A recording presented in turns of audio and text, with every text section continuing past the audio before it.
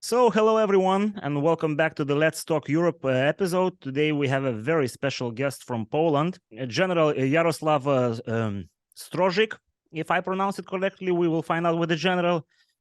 He is a former deputy director of the International Intelligence Division, NATO military staff, and also a former attaché in Washington, D.C.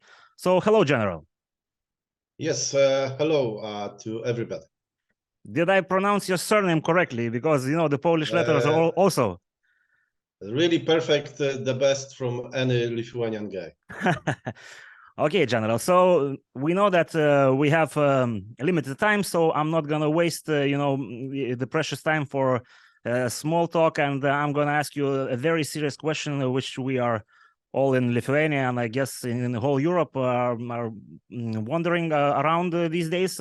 Poland, obviously, since the February 24 last year, when the war in Ukraine started, has become a power player in the new architecture of defense that is coming to fruition in the world. How would you see this change of role of Poland? Or maybe it's not changing, maybe it's just, incremental changes. How would you put it? Yes, I would put it. It's a mainly incremental change, and the role which should be obvious because we are facing current threats from Russia. Of course, for our nations, to include Lithuania, Latvia, and Estonia, it's nothing new. That is something we were advocating and presenting at NATO HQ and some other arenas for last more than 20 years. That was a joint effort, and this is how I see. Of course, in terms of how big Poland is with some potential, that's the role we should play. But on the other hand, I am always a great advocate of joint effort, and this is something really additional value added of NATO, and that's something which Putin is challenging, Putin is facing, and he is really afraid of this joint effort, and he was always looking for the weakest link, and I am quite happy that we don't have any. However, with some, of course, minor problems that we will be, I believe, talking later on. Absolutely, absolutely. So when you're talking about a joint effort, well, it's obvious that in this, in the context of the Ukrainian-Russian war, there are some countries who are strongly, supporting our ally and neighbor. There are countries who are postponing their support, more or less. We can put it that way. What about the new formats in terms of NATO? We saw that the British initiatives were quite concrete, and they were from the very beginning very straightforward. Also, the Baltic states, Poland, Scandinavia, and some are talking that there's a new bloc in NATO that is forming. How would you see these differences between the older NATO countries and not so old? I mean, recently joined, like in the last decade or two. Are there any differences in your opinion, or the NATO is like a fist? Of course, it's always a matter of perception, of threat, and some countries are looking at those problems differently. However, you mentioned the UK, and we should be very happy that UK steps on the problem and is really challenging the current Putin's regime. They are very helpful with some military issues, of course, within Poland. Engineers are coming, military engineers are coming at any day we need them. Of course, you were also mentioning some other countries who are quite observing and perhaps counting on finishing that war without their participation. But nevertheless, the whole picture is very positive. NATO is doing its job, of course, stepping up with some military issues, but there is always this question: is it enough? And we don't know this until it's fully challenged or military challenged by Putin and his armed forces. We don't want, of course, to wait for this moment, but he's observing our determination and real issues that we are providing more equipment, not only for Ukraine, but also buying more military stuff for our armed forces. And this is not about which country is bigger, because that's the issue, this magic, of course, sometimes misleading 2% of GDP for defense issues. But this is a real effort of the nations, of the states. The real number, which is, of course, just 2% of GDP, and the rest is going on other issues. However, that there is this question: is this really enough in upcoming years? It looks like it's not, but really some nations should do more, can do more, and they can change their opinions or status in upcoming weeks. Those nations that we are observing that should change their position, this is mainly Hungary and Turkey, of course, from our region, I would say, down to south of our flank.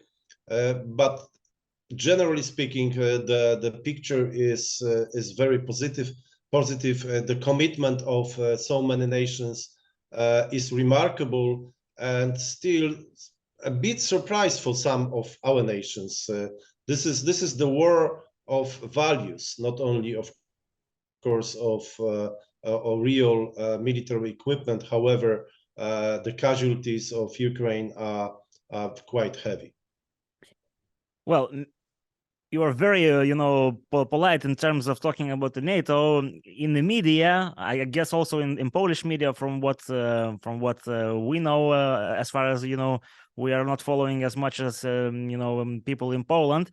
The question is always asked, the role of Germany, because it's obviously your neighbor and a competitor in terms of economic growth and the whole thing. But here, I want to put it in the military sense. Like we saw, this commitment from Poland towards Ukraine and sending tanks and advocating and basically doing everything that's possible. So probably the question is Germany a competitor or a partner or both of Poland? How do you see from the military perspective? You cannot describe the relations between Poland and Germany only within military perspective. If we describe this only in military way, it's quite good. I mean, we cooperated between our divisions. We received the first batch of German Leopards tanks 20 years ago for symbolic euros, I would say. And then we bought additional ones. Now we have more than 300 of those, which is quite significant number. So that was a quite good cooperation. Of course, we have, speaking about some priorities, we have different priorities as each nation in terms of economic issues, some competition between factories. Of course, German economy is much bigger, but on the other hand, this is a real situation that we don't have a common priorities or common interests in some spheres. And you spoke that I was polite, because we should be polite within NATO, I believe. We shouldn't push our allies still Germany is our major geographical ally. And we have to remember that US armed forces, the bases, the logistical hubs are still in Germany. So in case of the worst case scenario of any real military attack against any NATO country, to include your country and my country, Germany, without Germany, we will be lost. Without those even German ports, German harbors in Bremerhaven, Bremen, other places. Simply, we need to discuss those issues with German authorities, perhaps with German military. This is my experience from US, from cooperation with the United States as such. When we were describing some problems with Russia like 10 years ago, there was a question, what's the problem? I mean, of course, they have bigger military, they are exercising, but they will not attack your country. Why? I mean, we have problems with China. Then we were giving some facts, numbers, scenarios. And first, we put it through military channels, through colonels, through generals. And then they were going to Congress, to Pentagon, political side of Pentagon, and describing this issue. And that was a good way of convincing some political partners in Washington, United States government, that Russia could be a real threat. And that was an incremental approach to convince our transatlantic ally, major ally, of course, in the alliance. So the same applies to Germany, I strongly believe. We shouldn't tell them now, I wouldn't use too many soldier words, but go away and we don't need you. No, we need you so much. We have to take care of the southern flank. We have to take care on our values. We have to take care about civilian people, those atrocities, those human rights violations every day in Ukraine. And maybe that's something one day they understood, or they will understand. Like they understood that we need German tanks, even those they sold or they gave to Poland in a certain period of time, and we need those in Ukraine now, not in 1 year. So that's my understanding of military issues, and military issues are joint. We have to treat them jointly with political ones, and we will not go away from those problems in the upcoming years. Well, to be honest, I have heard one Polish, scientist of social science, and political, from Wrocław or Lodz. I'm not sure right now. Richard Macinkowski, who was saying that in case we will need, help from our allies in terms of, Russian threat, we are not counting on Germany to help, but we are counting on Germany, well, basically to let the allies, talking about the US, just pass through, and don't do any stupid shit. So what do you think? Is that like not polite, or there are some concerns that Germans might block some stuff if there is a situation of threat? Of course, we have to assess the situation and assess all scenarios, and it seems that everything is possible. We cannot exclude anything after the Russian aggression. And of course, there are some political circles, I would say, that are in favor of Russia in Germany. The same applies to France. The same applies to some other countries, to Italy. But we will not exclude this situation from in the future. It was the case in 80s. It was the case with Chancellor Schroeder, a strong case. We have some different cases of other people that after leaving some political or economical posts, they ended up within Russian banks or Russian factories, oil, everything which was related to money, I would say. So we cannot, of course, exclude this situation, and it will be present in upcoming years. As I said, we have so many spy scandals within Germany recently, which is also a real issue. Even high-ranking intelligence officials within signal intelligence, very crucial and very sensitive issue, which was passed some information to Russia, some maps, some conversations. So this is the real issue which we will face in the future. Okay, so since we're talking, about the Polish and German relationship, I want to finish with the ammunition and basically the equipment that Poland is buying, these days, and it's impressive numbers. And to be honest, talking about the tanks, talking about the howitzers, it's not German. It's American or South Korean. Why do you think this happened? Or because the Germans did not offer the good price, or it's a possibility to build those factories that will be able to produce some of the military equipment in Poland, or there are other reasons? I would say the main reason is that we wanted to buy something which could be delivered very soon, even in some cases the equipment which is on stock. So that was the main reason. I wouldn't try to find too many political reasons. But on the other hand, yes, when you buy some military equipment, you also somehow buying some political connections, some guarantees.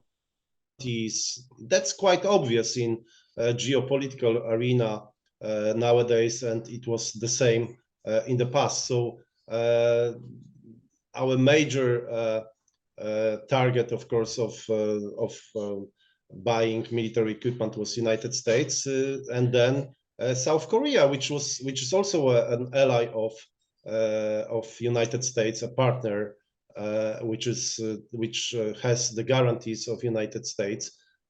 So it's a distant ally on one hand, partner, South Korea, but on the other hand, this is very credible, experienced, and facing a real threat, from North Korea. So that was the main reason. Of course, one might discuss the real problems that might come with this cooperation, because there are some voices in Poland that we are losing our own small capabilities of military industrial complex, and that is fact somehow.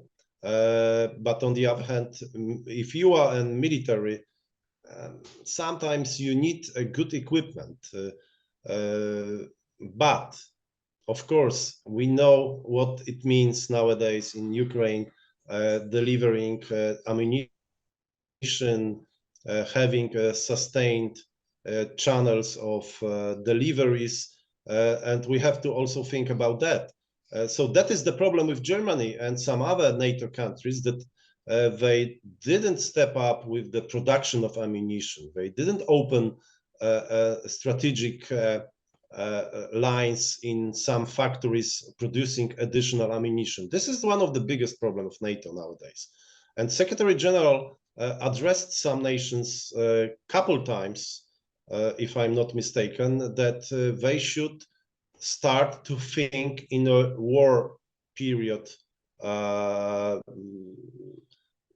wartime deliveries, wartime economy. That is something that was quite easy provided by Putin, and now they can provide so many, up to 100, I believe, tanks per month to the theater. We are discussing of batch of 100 Leopard tanks in upcoming weeks or even months, whereas Putin can send additional or refurbished or new ones to the theater in 1 month. So this is the real problem in numbers of sustained deliveries, sustained production. So that's purely about economy.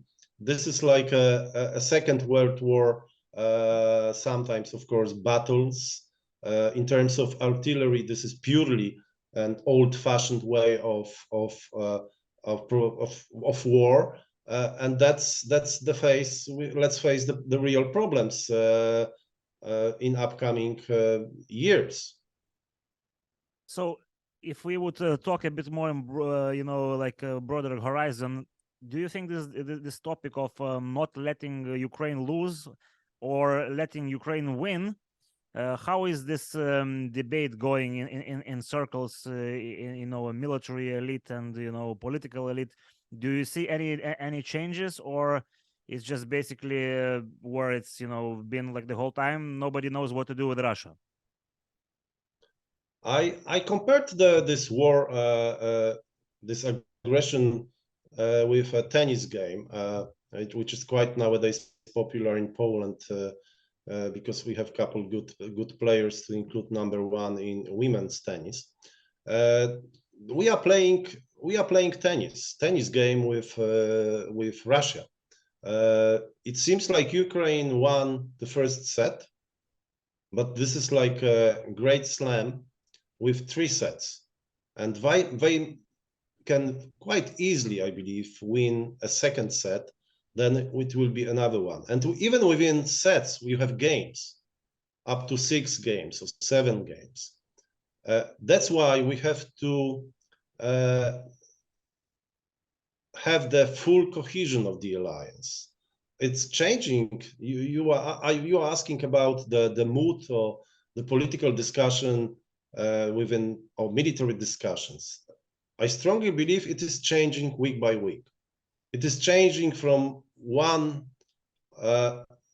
political military meeting at NATO arena or those Ukrainian friends at Ramstein. We need those meetings like every couple of weeks to have the cohesion. It was like this Leopard tanks discussion, which was quite difficult, but at the end of the day, we have what we wanted. I mean, Germany and Chancellor Scholz decided to provide, or to let some countries provide those tanks, but at first hand, he was quite negative about that. So this public pressure, public discussion nowadays, which is on every social media, each, I don't know, podcasts or whatever, websites, it is changing, and we are winning those hearts and minds of European countries or NATO allies, because Canada is a strong supporter, of course, for obvious reasons, for Ukraine. We have to simply win those hearts and minds of European people every day. We were quite afraid of those months that Europe will forget Ukraine. It's not happening. And speaking about Germany, because that's a key nation, key state for this issue, in my opinion, in terms also of financial resources. They don't have to provide military equipment. Fully agree that they neglected armed forces for last 20 years or so, but they have financial resources. And at the end of the day, this war will be about financial resources, about keeping Ukrainian economy alive, about keeping Ukraine alive as a state. And then you need financial resources. Of course, it will be an opportunity for some German companies, and it will be, of course, used quite well by those. They are quite good at that. Maybe that is some advantage they can take instead of Russia, which is a bigger country and bigger market. It will be a window for them of opportunity they will use, and maybe that's why we can really win this war and disable Russian armed forces for decades. Yeah, so that is obvious that the goal is to disable, but so some want to push it a bit further and just push it towards the collapse of Russia and collapse of the problem, which we Eastern Europeans, Central Europeans understand probably a bit better than somebody in the South Europe or on the other side of the pond. But I want to ask you this hard question that some media and journalists are asking. NATO soldiers on the ground as peacekeepers or any other format, do you see this as a possibility in this year that I don't know, NATO soldiers are going to be protecting the border of Belarus or some atomic plants or something else? Yes, now I see this as a clear opportunity and clear possibility. A couple months ago, I would say no. But a couple months ago, we all said that it won't be possible to have tanks, to have Patriot systems. So now I fully believe that this year it might end up with some not a strong UN mandate, because that's really hard for obvious reasons for Russian niet at UN. So that would be on some bilateral agreements, but I see this is very possible. I see also possible new equipment, new military stuff, to include some air assets to fly over Ukraine. We have revolution in terms of training, and something that took several months or even years, couple years ago, now it could be done in a couple months or couple weeks. So I fully believe that we will have new military equipment, and perhaps, as you said, some NATO soldiers across, perhaps not near Crimea, but perhaps near Kiev or some other places, to include Belarus, because I had even this occasion to have conversations with some Russian think tankers or Russian politicians on TVs, on some shows, and they are always saying this is a red line. If this red line is crossed, we will use our nukes, tactical nukes, or whatever. This was said, about the tanks, and it was said about, the HIMARSes, and so it's actually pushing, this red line.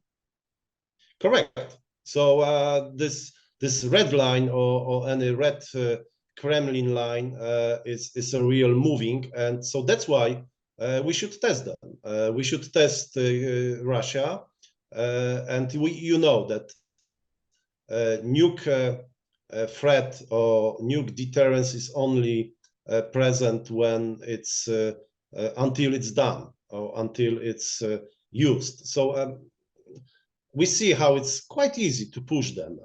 Even let's be honest, even Ukrainian people are quite ready for even this unbelievable attacks on Ukraine, because they have nothing to lose.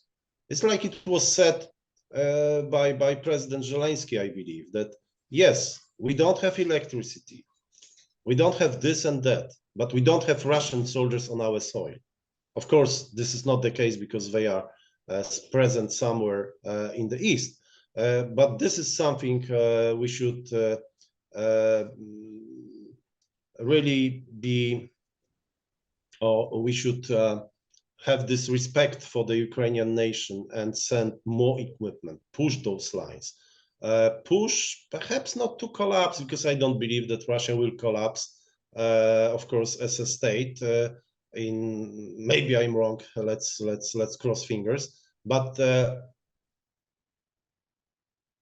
to teach them to stay within their own borders in this century, or at least for next decades, and that could be the lesson number one. Do you say it is possible to do this? Because the Russian history says otherwise. I believe that economy can force them to change some ambitions. That was the case with Soviet Union somehow. In upcoming decades, demography can force Russia to change its ambitions. So there are different factors outside purely military manner, and outside of political mind that might force Russia. But that's something we think this is a logic country. A regular country. We don't think in this part of Europe, but there are some who think. Yes, but on the other hand, that could be also the factors that can force them for more ambitious or revisionist aggressions along some Russian borders. And looking at some historical moments of Russia, that could be also the case in this moment. Okay, so the last two questions I have for you, one is probably a bit speculation, but what are you expecting in the Vilnius summit of NATO? Is it possible that Ukraine will be, somehow as I'm not the process of joining NATO would start, or something even more ambitious could happen, or this is just a bit too much of a dream of some enthusiasts? If Henry Kissinger changed his mind and now he's advocating for NATO membership for Ukraine, everything might happen. So. And if I indicated that I believe that even this year some NATO troops could be present at at Ukrainian territory, so some guarantees, like the ones are now provided to Sweden and Finland during the accession time, might happen. So. I am a strong believer nowadays that everything might happen, and this is also a minimum would be a full invitation and speed process of Ukrainian accession. That's minimum from my side, because otherwise NATO will lose credibility, and that is something we want the least. That is something what Putin believes from Munich speech in 2007. But of course, as we indicated at the beginning, there are still some Putin's, I would call it puppets within NATO alliance, and they might pop up at a certain crucial moment of NATO alliance. Okay, so the last question might be, more interesting for the Lithuanian viewers, but also it's considered to be a weak chain link in the whole NATO, geography. I'm talking about Suvalki Gap. What is the strategy, or the idea, theoretically, if there would be an aggression from Belarus or Kaliningrad? What would the Poles, and the Polish army do in this kind of case? If I recall well, we quite well exercised the Suvalki Gap problem since 2014 with a great assistance of US Army and General Hodges. On the other hand, of course, we have to prepare some logistical issues, and this is something we should invest mainly within our states. That's what we see. What is the biggest failure of Russian armed forces? This is logistic, and Suvalki Gap is nothing more than a logistic issue, and to have even better options or other options, even if there is a problem within this place. And that is something I believe which is under heavy military planning and economical planning of our states. That should be, of course, I am now outside of this administration, so I don't follow all issues, but I strongly believe that there is space for improvement in this regard within our states. So there is like one attachment to the question, which could be like seen as an operational question. One of our subscribers is asking, for example, in case of emergency, and he's talking about attack on Lithuanian soil. Whose decision would be to deploy, the brigade? In our case, the German brigade theoretically is supposed to be located here. Would it be the German government or the NATO military command who will override, the decision? Since you are general, probably it's much more clear to you. I would say, unfortunately, it will be a German decision. We won't have, we don't have now this pre-conditioned agreement or preconditioned decision of NATO force commanders.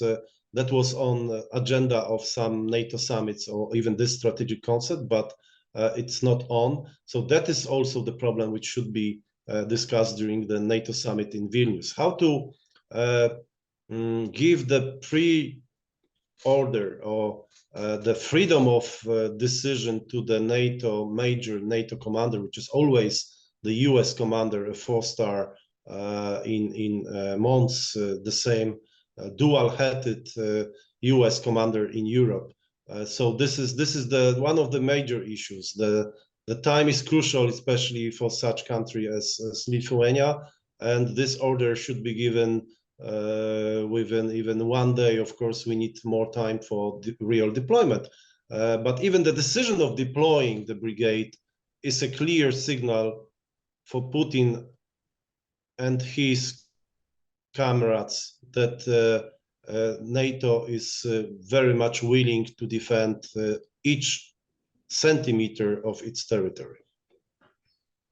All right, General. So it was a pleasure to have you, and I hope that the viewers got some new information that is obviously processed differently through the eyes of. I cannot hear you. Cannot hear me right now. What about now? Can you hear me now?